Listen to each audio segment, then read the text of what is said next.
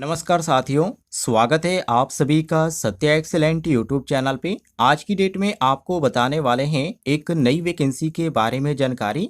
और इस वैकेंसी में केवल आईटीआई पास छात्र ही अप्लाई कर पाएंगे। यदि आप आईटीआई पास आउट हैं तो आप इस वीडियो को कंप्लीट देखिएगा। वैकेंसी काफ़ी अच्छी है और ये वैकेंसी काफ़ी दिनों बाद देखने को मिल रही है। नोटिफिकेशन SECR के अंतर्गत जारी किया गया है, जिसमें टोटल पोस्ट आपको 1646 देखने को मिल रहा है। और इसमें जो अप्लाई कर पाएंगे वो केवल यहाँ पे आईटीआई पास आउट ही अप्लाई कर पाएंगे। और ख़ास बात यह है कि इसमें एनसीवीटी और एससीवीटी आईटीआई वालों को मौका दिया जा रहा है। अब यहाँ पे इसका फुल नोटिफिकेशन आपको दिखाते हैं। यहाँ पर आप स्क्रीन पे देखिए, ये आपको स्क्रीन पे इसका फुल नोटिफिकेशन देखने को मिला है। ये नोटिफिकेशन हिंदी और इंग्लिश दोनों में जारी किया गया। तो आप हिंदी में देखना चाहते हैं तो नीचे आ जाइएगा, और आप इंग्लिश में देखना चाहते हैं तो शुरुआत में ही आपको इंग्लिश में देखने को मिलेगा। नोटिफिकेशन आप देख सकते हैं, साउथ ईस्ट सेंट्रल रेलवे के अंतर्गत ये नोटिफिकेशन जारी किया गया है। नोटिफिकेशन का डेट आपको यहाँ पर देखने को मिलता है 5/5/2026 की डेट को नोटिफिकेशन जारी किया गया है। और यहाँ पे आप नीचे आ जाते हैं तो इसमें आपको ये सारी चीज़ें बताई जा रही, कितनी इसमें यहाँ पे पोस्ट है, किस तरह की ये भर्ती है, और अप्लाई करने के लिए किस किस ट्रेड से आपने आईटीआई का कोर्स किया है तभी आप अप्लाई कर सकते हैं। मैं आपको पहले ही बता दूं, ये अप्रेंटिसशिप के अंतर्गत भर्ती का नोटिफिकेशन जारी किया गया है, जिसमें ये बहुत सारे ट्रेड आपको देखने को मिल जाते हैं। मैं एक एक करके ट्रेड आपको बता देता हूं। यदि आप इन ट्रेडों में से किसी भी ट्रेड से आईटीआई पास आउट है तो आप अप्लाई कर पाएंगे। सबसे पहला ट्रेड आपको वेल्डर, इसके बाद टर्नर, फिटर, इलेक्ट्रीशियन, और यहाँ पे स्टेनोग्राफर हिंदी और इंग्लिश दोनों को मौका दिया जा रहा है। और हेल्थ एंड सैनिटरी यहाँ पे इंस्पेक्टर, कोपा ट्रेड भी है, मशीनिस्ट भी है। इसके बाद मैकेनिक डीजल भी है, मैकेनिक रेफ्रिजरेशन एंड एयर यहाँ पे कंडीशनर भी देखने को मिलता है, ब्लैक स्मिथ भी है। इसके बाद यहाँ पे आपको लेमरमैन भी देखने को मिल जाता है, मेसन भी है, पाइपलाइन फिटर भी है, कारपेंटर भी है।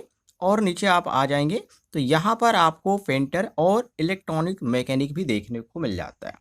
टोटल पोस्ट यहाँ पे नीचे काउंट करके बताया गया, इसमें आपको देख सकते हैं, जो कि एक सर्विसमैन के लिए यहाँ पे अलग से इन्होंने यहाँ पे काउंट करके बताया। और यहाँ पे जो आईटीआई के छात्र हैं उनको भी यहाँ पे बताया गया कि 1300 यहाँ पे 63 यहाँ पे टोटल सीटें खाली है।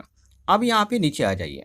जैसे आप नीचे आ जाते हैं तो कुछ सीटें आपको यहाँ पे अलग यहाँ पे वर्कशॉप में देखने को मिल जाती है। जैसे ये रायपुर वर्कशॉप है, लेकिन वैगन रिपेयर शॉप रायपुर है।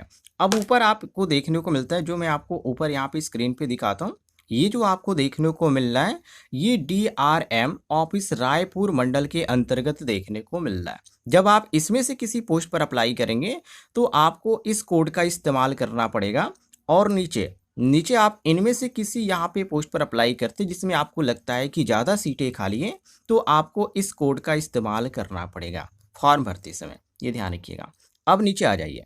जैसे आप नोटिफिकेशन को स्क्रॉल करते हुए नीचे आएंगे तो यहाँ पे शैक्षणिक योग्यता आपको देखने को मिलता है, जिसमें इन्होंने लिख रखा है कि अभ्यर्थी को 10+2 शिक्षा परिषद के तहत 10वीं मतलब मैट्रिक आपको पास होना चाहिए। और इसमें यहाँ पे 50% अंक भी मांगा जा रहा है, ये ध्यान रखिएगा। दूसरे नंबर पे इन्होंने बता रखा है कि अभ्यर्थी को किसी भी मान्यता प्राप्त संस्था से संबंधित ट्रेड में आईटीआई की परीक्षा उत्तीर्ण होने चाहिए, मतलब आप आईटीआई पास होने चाहिए, ये ध्यान रखिएगा। बाकी आयु सीमा में इन्होंने बता रखा है कि आपकी उम्र जो होनी चाहिए 5/5/2026 को 15 वर्ष से कम और 24 वर्ष से ज़्यादा नहीं होना चाहिए। मतलब कि 15 वर्ष से ऊपर वाले अप्लाई कर सकते हैं और 24 वर्ष से नीचे वाले अप्लाई कर सकते हैं, ये ध्यान रखिएगा।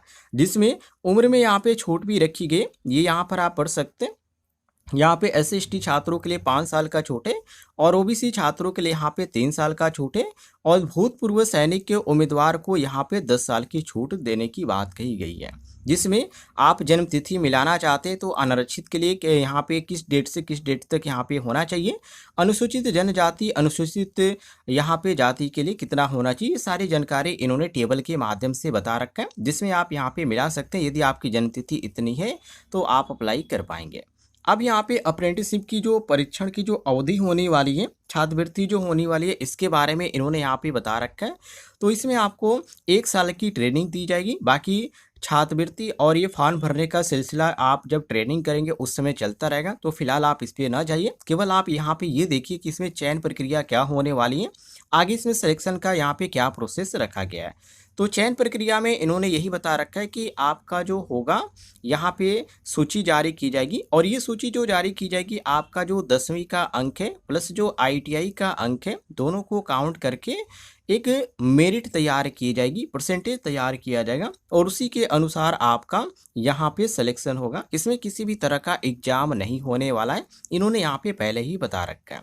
बाकी मेडिकल के लिए आप तैयार हो जाइएगा, और ये सारी प्रक्रिया से आपको गुजरना पड़ेगा, डॉक्यूमेंट वेरिफिकेशन होगा, ये सभी चीज़ें होती है जो कि हर एक आपको फॉर्म भरने के बाद जब आपका सिलेक्शन होता है तो उस समय होती है। तो इसमें भी आपको वही चीज़ें देखने को मिलेगी, कुछ यहाँ पे अलग नहीं है।